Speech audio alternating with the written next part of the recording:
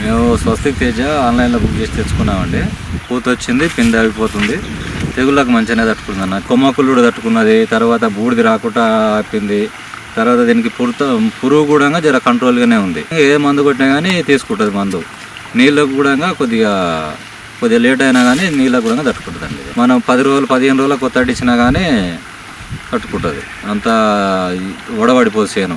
Side కొమ్మలు బాగా వస్తాయి, దీనికి కిందికి వెళ్ళే సైడ్ కొమ్మలు వస్తాయి, బుట్టలా తయారవుతుంది, మంచిగా క్రాప్ సెట్ అయిపోతుంది. ఫస్ట్ నుంచి చివరి వరకు ఒకటే సైజు ఉంది. కాయలు మాత్రం చిన్న సైజులు మాత్రం ఏం లేవు. పండుకాయ ఏ కలర్ ఉందో ఎండుకాయ కూడా అదే రకం కలర్ ఉంది. స్వస్తిక్ తేజ 40 క్వింటాలకు 1 క్వింటా తాలు వచ్చేది. వాతావరణం బాగాలేక నాకు అనుకూలించక, ఇది వాతావరణం బాగుంటే మాత్రం తాలు చాలా తక్కువ శాతం. స్వస్తిక్ తేజ వచ్చేసి ఒక 2000 పెచ్చే ఉంది, కానీ తక్కువ ఏం లేదండి మార్కెట్ విధంగా. రైతులు అందరూ వేసుకోదగ్గ విత్తనం ఇది.